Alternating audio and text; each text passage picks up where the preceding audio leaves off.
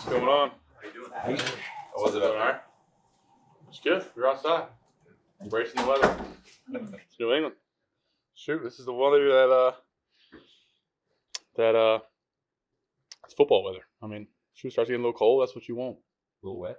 Yeah, a little mist out there. So it was fun. Drake, and Greg, kind of put you on the spot here, but do you remember the first time you hit a deep ball? Be like Pee Wee. First time I hit a deep ball? Yeah. Oh, jeez. Probably the backyards of my brothers before anything. Throwing it deep. But in a game? Which brother? Which brother? Ooh, I was the receiver for the longest because I was the youngest. They wouldn't let me play quarterback. As I got older, probably Luke. Luke's probably the fast. Probably one of the faster ones. What? Maybe in more recently in high school. More recently in high school? Yeah. Just tell me a little bit about the feeling you got when you hit it. Did you realize maybe it was a part of your game that could make you special? Was it? No, I think it's something you have to be able to do to, play, at this level. Play in the NFL is be able to, throw some deep shots and, give it a chance. And I remember in high school we had, big crowds at high school back in, I went to Myers Park in Charlotte, and I used to remember throwing deep balls and the crowd would gasp. Just hearing that, gasp was pretty cool. Whether it's incomplete or not. Hopefully we completed more than we didn't. But no, I think hearing the crowd into it, I think they always get excited. Coach was talking about you can hear kind of the gas when a trick play too. You always hear it. So it's one of those things that I think wherever we have them, try to take them. Other than that, just move on to the next play. How well did you get to know the other quarterbacks from your class last year, and have you stayed up on how they're doing so far? Yeah, I mean, I got to know a lot of them really well. I think I trained with Bo Nix. I trained with him for the draft. Stayed in touch with him. He's playing great. Jaden's had some injuries, but he's played well when he's been in there. I think I need to know them all pretty well. Got to know Mike from throughout the draft process and being at the Manning camp and all the different things. So he spins the football. I like the way he throws it. He's a southpaw, but it comes out of his hand great. And he's remember noticing that when I threw with him. So JJ, me and JJ are cool, and don't want to not name anybody. Who else is in there? Spencer Rattler. And Caleb. Yeah, Caleb. Yeah, Caleb. Me and Caleb get back to high school. So got to know him really well, and they're doing some things in Chicago. So What stands out most to you about this Falcons defense? yeah, I think they're veteran in the secondary. Besides the one safety, I think he's a rookie. But they get their eyes. Jesse Bates is one of the best at it, making plays on the ball. They got a lockdown corner, and Hughes to the field. He's playing well too. So I think they're disruptive. I think they penetrate. They do a lot of different stuff, blitzing wise. We got to be good with what they can bring. You're gonna take a look at third down. They do some good stuff on third down. So they're disruptive. They make you kind of play on your toes. And I think the biggest thing about them is they move during the cadence, move during the snap.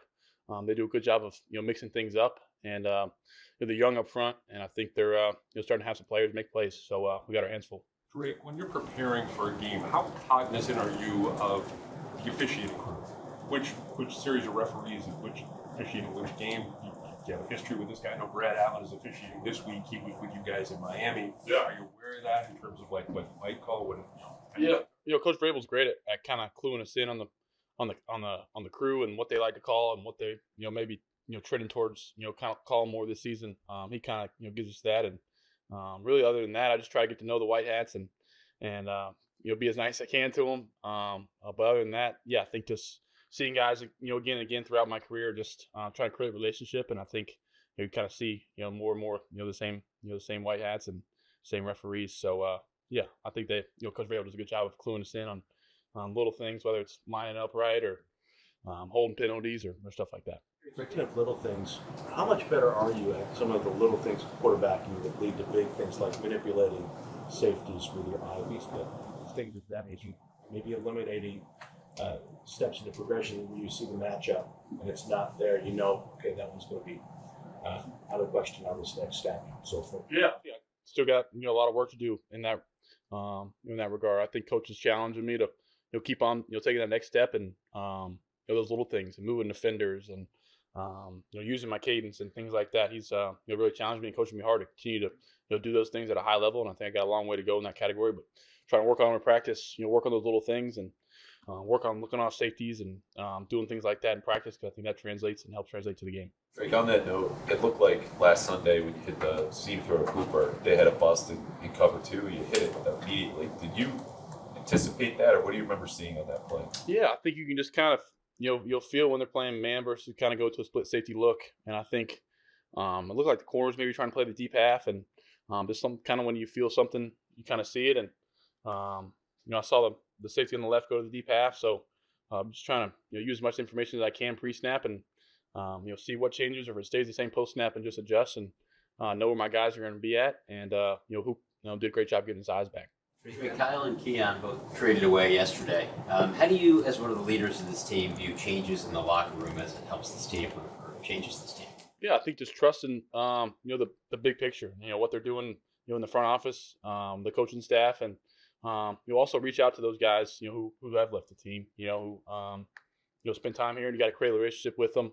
I remember Keon in college had 3 sacks on me, in his last year at Georgia Tech. So that was one of the first things I said to him when I met him here. But yeah, you may never if you don't see him again. So it could be teammate down the road. So just check in, and I think as a leader on this team, just to like I said, trust who they have in that locker room, and kind of create a bond with those guys. And I think those guys are seeing and starting to gel together. So you hate to see guys that you get to know leave, but at the same time, whoever's in the locker room ready to go on Sundays is who we're worried about.